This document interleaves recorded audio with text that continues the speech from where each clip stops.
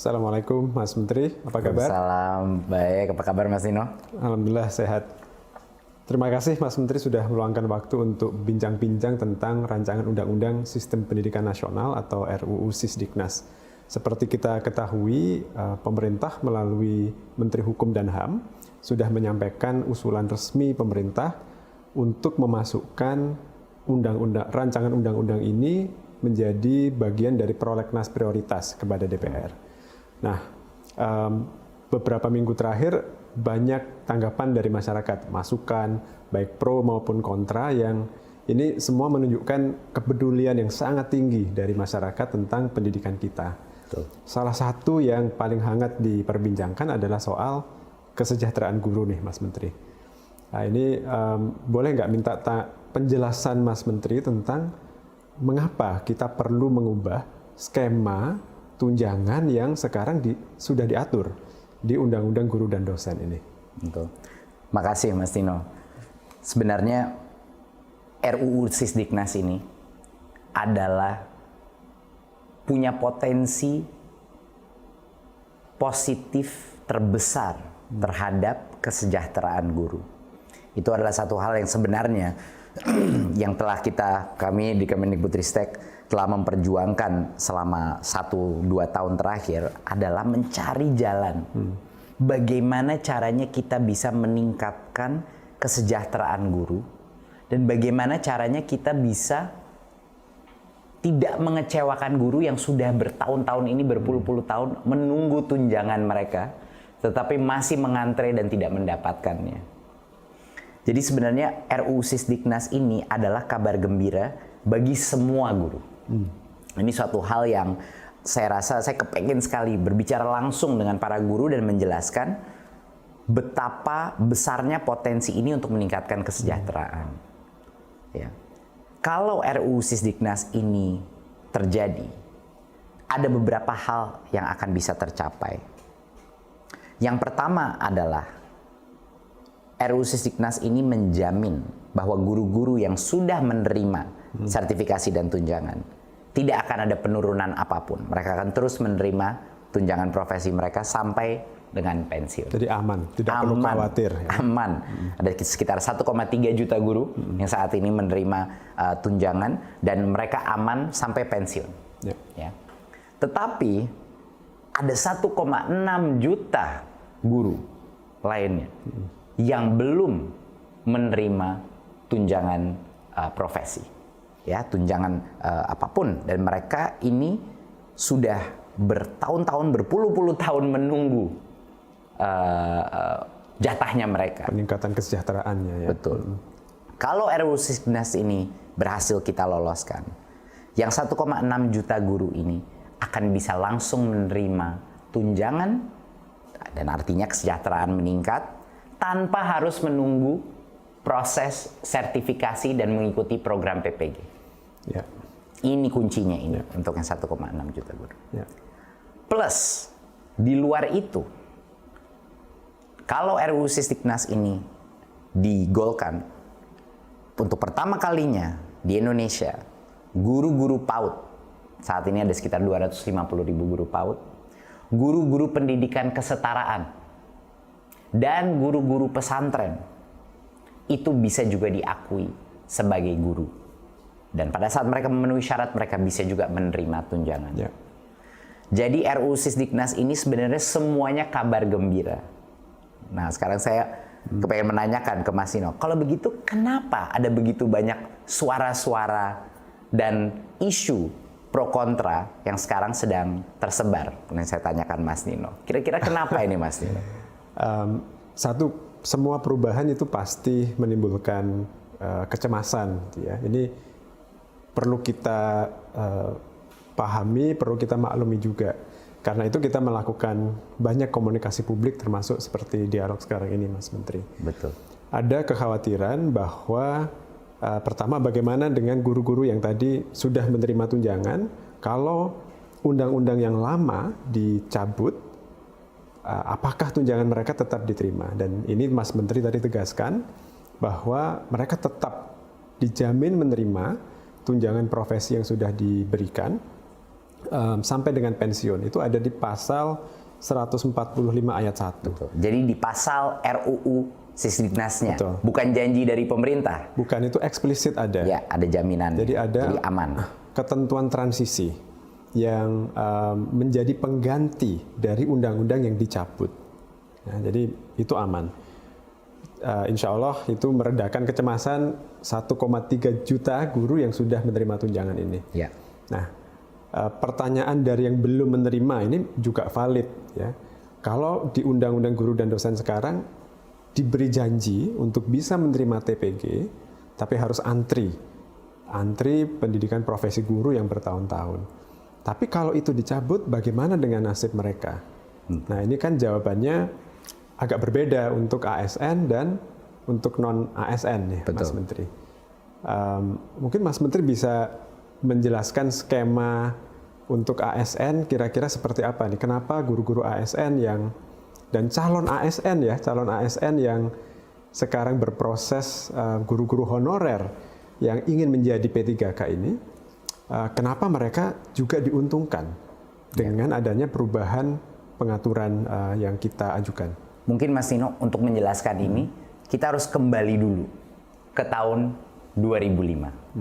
Dan kita harus membahas sedikit mengenai Undang-Undang Guru dan Dosen. Betul. Jadi pasti banyak guru-guru ini semua menanya, kenapa sih saya untuk mendapatkan sertifikasi dan untuk mendapatkan tunjangan ini harus mengantre? Kenapa? Alasannya adalah, dan ini harus dijelaskan ke setiap guru di Indonesia, alasannya adalah di dalam Undang-Undang Guru dan Dosen tahun 2005, guru itu dipisahkan dari sistem ASN lainnya. Makanya disebut dalam Undang-Undang Guru dan Dosen itu ada kata-kata tunjangan profesi dan disebut berapa jumlah tunjangannya. Tetapi yang harus disadari oleh banyak guru-guru, di dalam Undang-Undang Guru dan Dosen itu, proses untuk mendapatkan tunjangan itu dikunci dengan namanya proses sertifikasi, yaitu PPG. Sementara sistem kita punya kapasitas yang terbatas untuk PPG. Ya. Per tahun kira-kira maksimal 60-70 ribu proses PPG itu. Dan itu harus dibagi dua. Harus ada PPG untuk guru-guru baru, prajabatan, menggantikan yang pensiun, yang kita selalu kekurangan guru, ya, karena banyak yang pensiun setiap tahunnya. Plus harus dibagi sama PPG dalam jabatan, yaitu yang kita bahas hari ini. Guru-guru 1,6 juta guru ini yang masih belum, yang ngantre menunggu sertifikasi dan PPG. Jadi bayangkan, itu peraturan Mas Nino keluar di tahun 2005. Sekarang tahun 2022. Karena undang-undang tersebut, walaupun dengan itikat baik undang-undang itu, hanya 1,3 juta guru itu yang menerima sertifikasi. Jadi hampir 20 tahun untuk mencapai 1,3 juta guru disertifikasi. Kalau kita diam saja dan mengikuti peraturan itu, di mana disebut tunjangan profesi dan lain-lain, kita akan menunggu lebih dari 20 tahun lagi. Baru yang 1,6 juta ini bisa semua selesai disertifikasi, dapat PPG-nya dan akhirnya menerima tunjangan.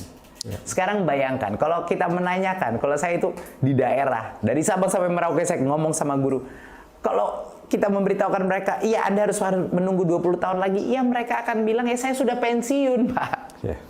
Mereka akan, hampir setengah dari guru kita, itu tidak akan menerima sama sekali karena sudah pensiun. Nah, ini adalah suatu hal yang harus dimengerti oleh guru. Kenapa mereka harus mengantre? Karena di Undang-Undang Guru dan Dosen, mereka dikunci dengan sertifikasi karena ada pembedaan sistem tunjangan mereka. Makanya namanya tunjangan profesi disebut situ, itu yang membuat guru itu diperbedakan dari contohnya ASN lain. Sementara ASN yang lain itu tidak perlu menerima, tidak perlu melalui proses sertifikasi atau proses PPG untuk mendapatkan tunjangannya. Jadi kalau misalnya Mas Tino, guru-guru ini disetarakan kembali dengan undang-undang ASN, ini untuk guru-guru negeri ya, kalau mereka untuk P3K, guru PNS, kalau mereka disetarakan lagi dengan undang-undang ASN, mereka akan bisa menerima tunjangan langsung tanpa mengantre sertifikasi dan PPG. Jadi kenaikan tunjangan ya, Betul. tanpa harus sertifikasi. Tanpa harus sertifikasi. Saya ingin sedikit memperdalam poin itu, Mas Silakan. Menteri. Tapi kalau boleh saya rangkumkan, yang disampaikan Mas Menteri ini adalah bahwa pengaturan di Undang-Undang Guru dan Dosen sekarang niatnya baik untuk memberi kesejahteraan yang layak bagi guru. Dan itu sama dengan niat kita gitu ya sekarang. Tapi itu sulit diimplementasikan karena mencampurkan dua hal. Satu, sertifikasi yang tujuannya adalah untuk kualitas, dan yang kedua kesejahteraan, tunjangan profesi untuk meningkatkan kesejahteraan. Betul. Dan urutannya jadi keliru urutannya ya. Kalau di Undang-Undang Guru dan Dosen sekarang sertifikasi dulu, kualitas dulu, baru boleh mendapatkan kenaikan tunjangan, kenaikan kesejahteraan. Padahal seharusnya ya kalau orang bekerja menjalankan tugas sebagai guru, otomatis dia seharusnya mendapatkan penghasilan yang layak. Dan itu adalah kenapa kita pagi siang malam berjuang untuk RUU Sisdiknas ini. Karena menurut kami di Kemendikbudristek, kalau orang itu bekerja sebagai guru, dia harus mendapatkan tunjangan. Ya. Kenapa harus dia menunggu antrean sertifikasi lagi untuk mendapatkannya? Tetapi situasinya, kenapa ini ada polemik di masyarakat? Karena ada berbagai pihak yang sekarang mempertanyakan, melihatnya hanya sangat dari permukaan saja. Mereka melihat kata tunjangan profesi itu dikeluarkan dari undang-undang. Seolah-olah kita ingin menarik tunjangan. Padahal kebalikannya, Mas Nino. Kata tunjangan profesi itulah alasan kenapa 1,6 juta guru itu sekarang tidak menerima tunjangannya dan harus mengantre. Jadi disandera oleh pengaturan yang mengikat mereka harus sertifikasi dulu baru menerima penghasilan yang layak. Nah, kalau pertanyaan kritisnya begini Mas Menteri, kenapa tidak ya Kemdikbud mempermudah saja proses sertifikasinya? Berikan saja sertifikasi bagi semua guru yang 1,6 juta tadi. Ya, tidak bisa. Kenapa? Karena sertifikasi itu adalah analoginya adalah SIM, ya kan Mas Nino? Seperti surat izin mengemudi. Untuk bisa menjadi guru, harus tentunya ada izin bahwa guru ini kualifikasinya tepat. Jadi kita harus melindungi konsep sertifikasi untuk guru-guru baru sebelum mereka diberikan izin untuk bekerja sebagai guru, baik di swasta maupun di negeri. Ini harus ada proses kualifikasi siapa yang boleh menjadi guru. Gitu. Selama ini di Undang-Undang Guru dan Dosen ini kan digabung proses sertifikasi dan tunjangan. Kita ingin memecahkannya sehingga yang sudah menjadi guru ya udah kita putihkan mereka. Kita bisa berikan tunjangan tanpa mereka harus mengikuti proses sertifikasi. Dan benefitnya adalah sertifikasi masih terjaga. Untuk guru-guru baru kita memastikan guru-guru baru yang akan menjadi regenerasi proses transformasi ini kualitasnya baik. Plus kapasitas PPG itu bisa 100% kita dedikasikan untuk pelatihan dan sertifikasi guru baru.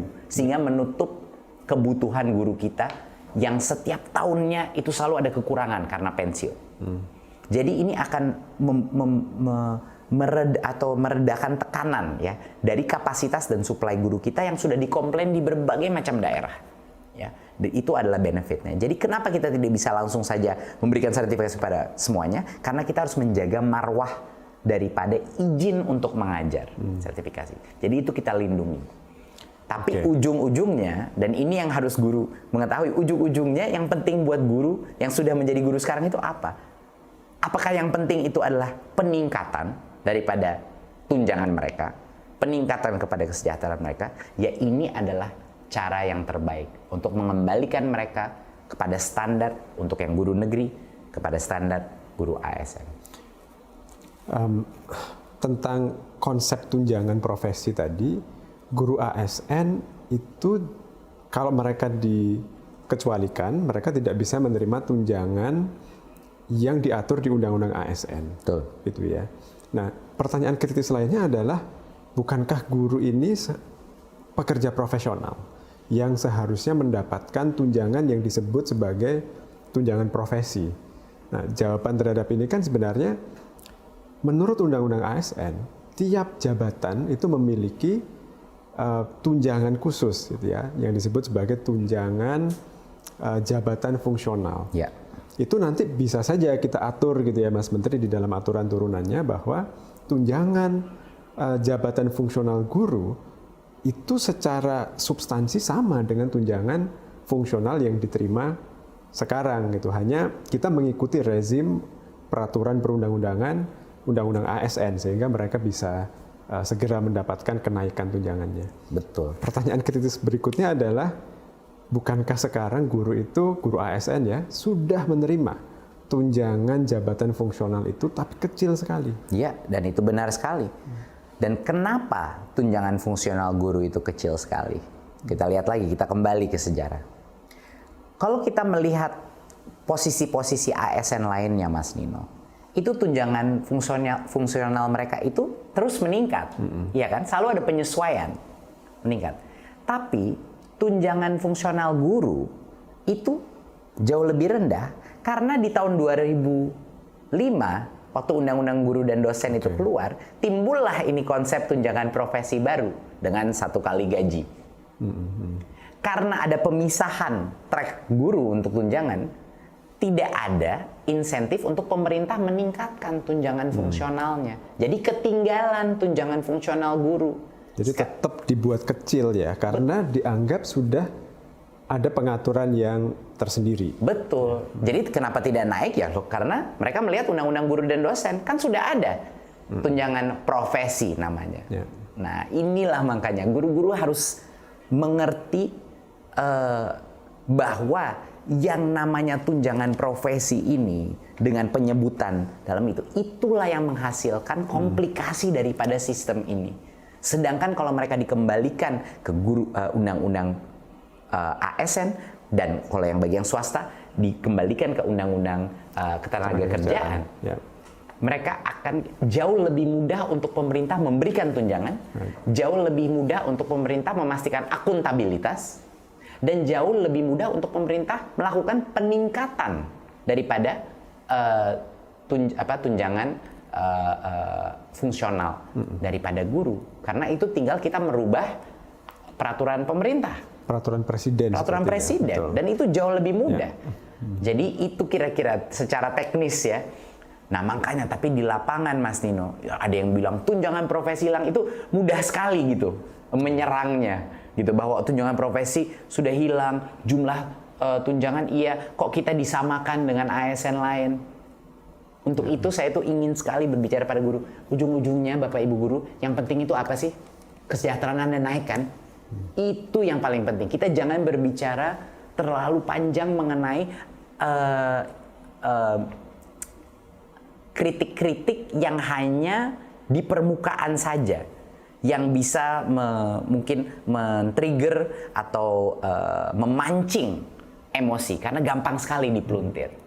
Ujung-ujungnya guru harus tahu masalah sekarang ada di dalam Undang-Undang Guru dan Dosen karena ada sebutan tunjangan terpisah, tunjangan profesi itu.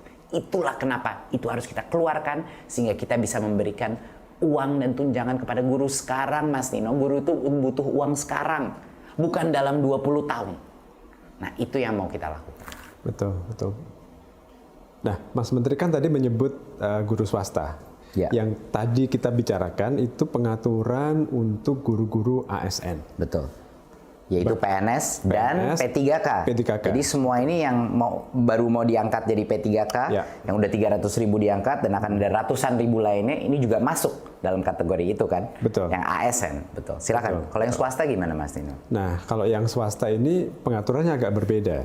Kalau guru ASN, P3K maupun PNS itu akan diatur di bawah rezim undang-undang ASN. Kalau swasta tentunya mengikuti undang-undang yang berlaku untuk mereka, yaitu Undang-Undang Ketenagakerjaan dan peraturan-peraturan turunannya.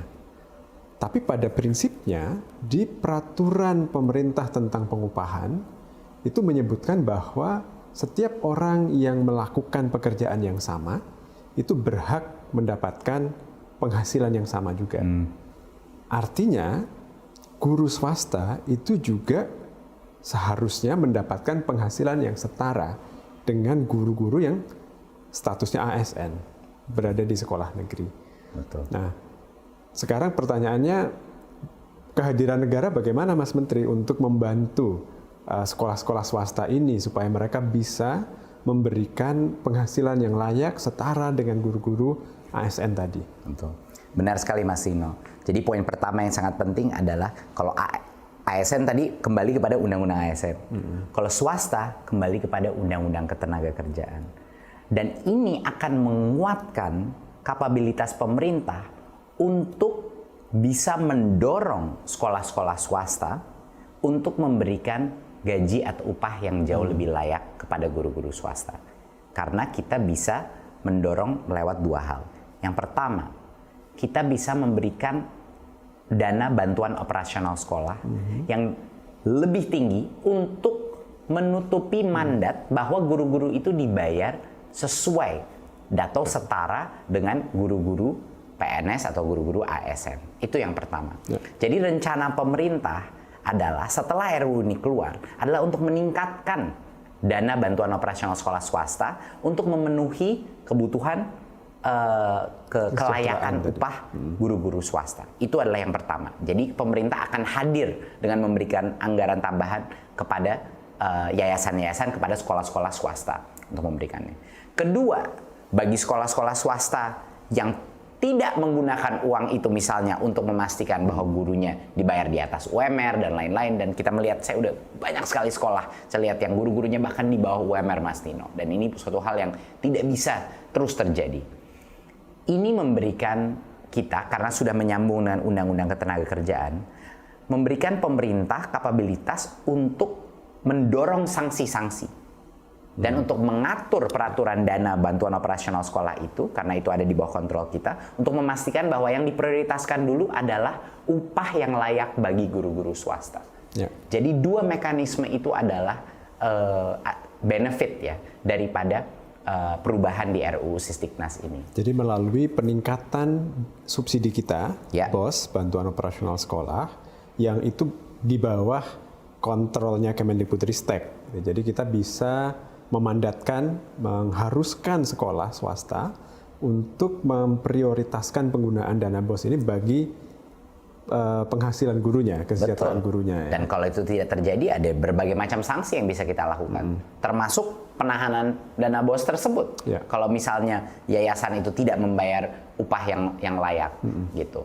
Jadi itu adalah garansi check dan balance yang akan kita lakukan kepada sekolah-sekolah swasta.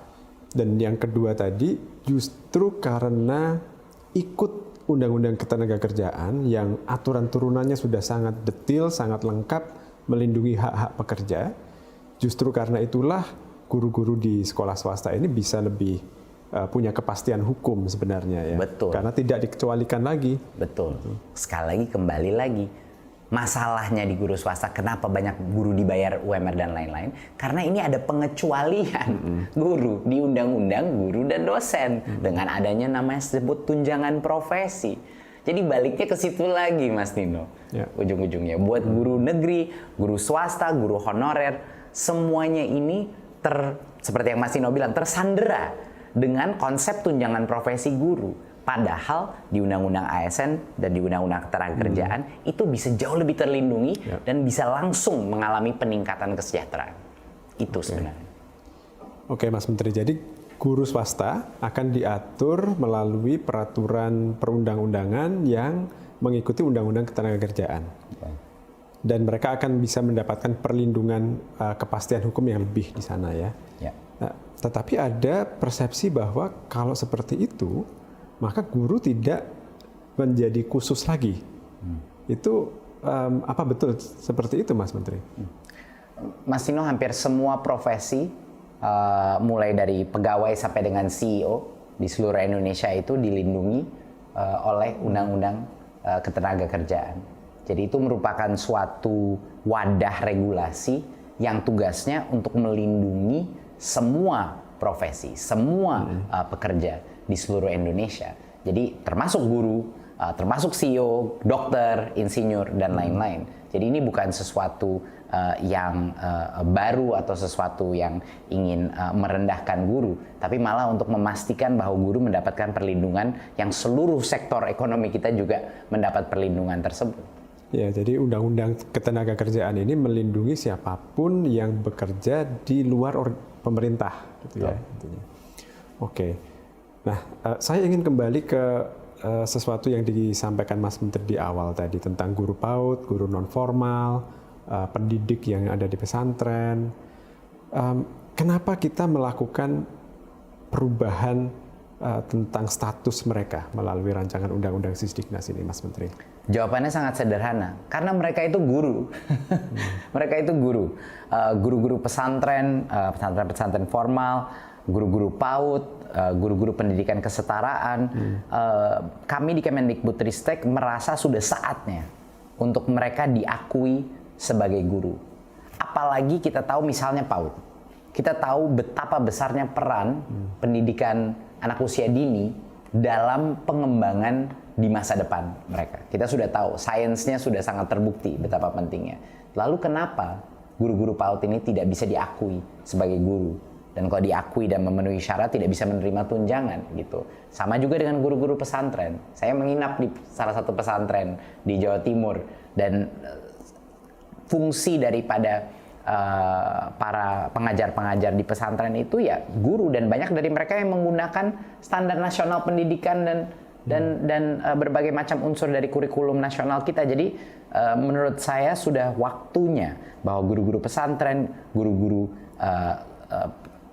sekolah kesetaraan, dan guru-guru PAUD itu diakui sebagai guru. Jadi sangat penting menurut saya bagi kelompok-kelompok ini untuk menyuarakan dukungannya terhadap RUU Sisdiknas ini agar masyarakat juga bisa mengerti kenapa mereka harus dan patut diberikan hak dan kesejahteraan yang sama dengan guru-guru lain. Itu bagi kami sangat penting bahwa ini tersebar berita bahwa kelompok-kelompok yang saat ini belum diakui sebagai guru akan bisa akhirnya mendapat kesetaraan sebagai guru. Jadi jangankan tunjangan, pengakuan bahwa mereka adalah guru pun selama ini tidak ada di undang-undang Sisdiknas yang berlaku maupun undang-undang guru dan dosen. Betul. Untuk PAUD bahkan ini mungkin belum banyak yang tahu, PAUD itu tidak diakui sebagai jenjang pendidikan. Betul. Di Sisdiknas yang sekarang berlaku. Jadi Betul. rancangan undang-undang Sisdiknas yang kita ajukan ini ingin membuat tata kelola yang jauh lebih inklusif dan jauh lebih adil bagi semua yang menjalankan peran sebagai guru ya. Betul. Jadi ini adalah RUU dengan aspirasi inklusi yang sangat besar. Jadi benar-benar arah dan spirit daripada RUU ini adalah inklusi. Ayo kita sama-sama gotong royong, kita libatkan yang tadinya dikeluarkan dari sistem, kembali masuk ke dalam sistem. Baik, mungkin menjelang akhir saya ingin menanyakan tentang kepastian nih Mas Menteri. Semua yang kita sampaikan tadi itu tergantung pada peraturan turunan dari rancangan undang-undang Sisdiknas ini. Nah, apa jaminannya bahwa setelah RUU ini disahkan, peraturan turunannya akan mencerminkan apa yang kita cita-citakan melalui rancangan undang-undang Sisdiknas ini? Betul. Mungkin untuk menjawab itu saya menanyakan pertanyaan dulu. Apa jaminannya waktu undang-undang guru dan dosen di tahun 2005 memberikan tunjangan profesi? Ya. Apa jaminan yang telah terjadi? 20 tahun itu guru-guru menunggu dan hanya sebagian yang sudah menerima. Jadi undang-undang yang saat ini sudah ada itu pun ternyata tidak menjamin. Karena tidak bisa diimplementasikan ternyata. Betul, ya. Betul. Nah, itulah alasan kenapa pemerintah sekarang mengambil posisi dan sedang menyiapkan berbagai macam peraturan turunan yang kami siapkan untuk tahun ini dan tahun depan. 2023. Inilah kenapa ada urgensi bahwa masyarakat terutama guru harus bersuara untuk mendukung RUU Sisdiknas ini. Agar di tahun 2023 semua peraturan turunannya sudah bisa siap selama kita masih berada di sini di tahun 2023. Ini adalah poin yang menurut saya sangat penting. Dan bagi mungkin pihak-pihak yang masih tidak punya kepercayaan kepada pemerintah dalam aspek kesejahteraan guru, saya mudah sekali menjawabnya. Track record kita selama ini, Mas Nino, di Kemendikbudristek adalah keterpihakan yang sangat jelas kepada guru. Dan ada jutaan guru yang sudah merasakan keterpihakan Kemendikbudristek terhadap guru. Saya kasih contoh. Bantuan subsidi upah di masa COVID, itu kita yang perjuangkan.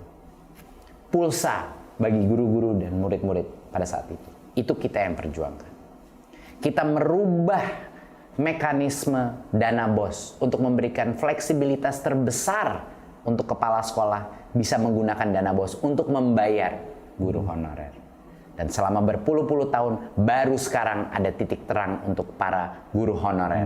Dan 300.000 guru honorer sudah menjadi P3K dan ratusan ribu lainnya akan menjadi P3K dan ASN. Dan grup-grup ini P3K pun yang akan menerima benefit daripada tunjangan fungsional yang bisa langsung diberikan kepada mereka daripada menunggu antrean lagi untuk sertifikasi. Jadi, poin saya adalah saya dengar banyak suara-suara di luar situ yang selalu mencurigakan terhadap pemerintah saat ini. Tapi saya tidak perlu menyebut janji-janji ke depan. Lihat saja track record kita ke belakang.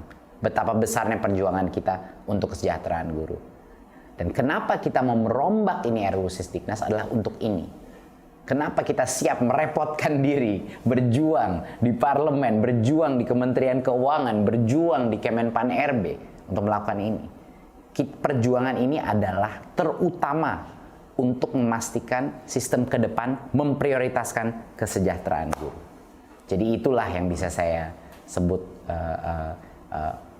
kita ingin masyarakat dan terutama guru-guru untuk percaya dengan kita dan di tahun 2023 peraturan turunannya akan mencerminkan semua dan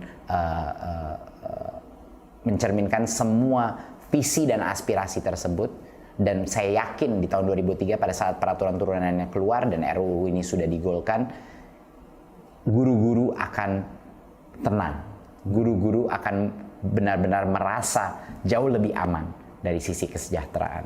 Itu harapan besar saya. Jadi ada urgensi kenapa kita perlu membahas rancangan undang-undang ini bersama dengan DPR nantinya. Betul. Mas Menteri ya. Betul. Mungkin yang perlu kita tekankan juga adalah bahwa kita menjalankan semua prosedur dalam penyusunan undang-undang. Jadi kita mengikuti peraturan perundangan tentang pembentukan undang-undang dengan setia. Mulai dari tahap perencanaan dan sampai nanti kita membahas dengan DPR. Pelibatan publik juga sudah kita lakukan. Kita punya website yang memungkinkan masyarakat mengakses semua naskah akademik maupun naskah undang-undangnya secara lengkap dan juga memberikan umpan balik pertanyaan, masukan, pasal per pasal di sana. Jadi insya Allah kita terbuka melakukan proses ini. Kita tidak ada yang ditutup-tutupi. Ini semuanya terbuka dan kita justru ingin masyarakat berpartisipasi secara bermakna dalam proses penyusunan ini, Mas Menteri ya. Betul, betul. Dan mungkin dari saya ingin memastikan bahwa harapan besar saya adalah guru-guru tidak terpancing dengan berbagai macam tuduhan yang tidak berbasis logika dan fakta dari apa yang kita inginkan. Ya, jadi sekarang kita untuk mereview ya, Mas Nino, kita sudah menjawab tadi kenapa tunjangan profesi dan jumlah tunjangan harus dikeluarkan. Karena itulah alasan guru-guru sekarang tidak bisa menerima tunjangan. Kita sudah menjawab yang sudah dapat tunjangan bagaimana? Apakah mereka akan dirugikan? Tidak. Di undang-undangnya dijamin mereka akan terus mendapatkan sampai mereka pensiun. Ya kan? Ketiga, bagi guru-guru swasta, kita memastikan bahwa kita akan meningkatkan bantuan operasional sekolah pada mereka dan juga akan menggencarkan peraturan undang-undang ketenagakerjaan untuk memastikan mereka tidak dibayar di bawah UMR, ya, mendapat tunjangan yang layak. Jadi sudah aman. Keempat, bahwa guru-guru PAUD, guru-guru pendidikan kesetaraan, dan guru-guru pesantren formal akan bisa diakui sebagai guru dengan semua benefit dan tunjangan yang ada di sini. Ya, jadi ini semuanya adalah kabar gembira, dan kami sudah membicarakan semua aspek apa tadi kritik-kritik yang dilemparkan. Dan sebenarnya satu hal yang sangat penting adalah saya diminta oleh Pak Presiden, mandatnya Pak Presiden adalah dalam RUU Sisdiknas ini kesejahteraan guru harus terjamin dan meningkat, bukan hanya terjamin, meningkat kesejahteraan guru. Itu adalah mandat yang diberikan Pak Presiden kepada kami di Kemendikbudristek. Dan karena itulah RUU Sisdiknas ini harus dilihat sebagai masyarakat sebagai suatu hadiah yang harus dirayakan, harus didukung, tapi juga silahkan berikan input, berikan masukan.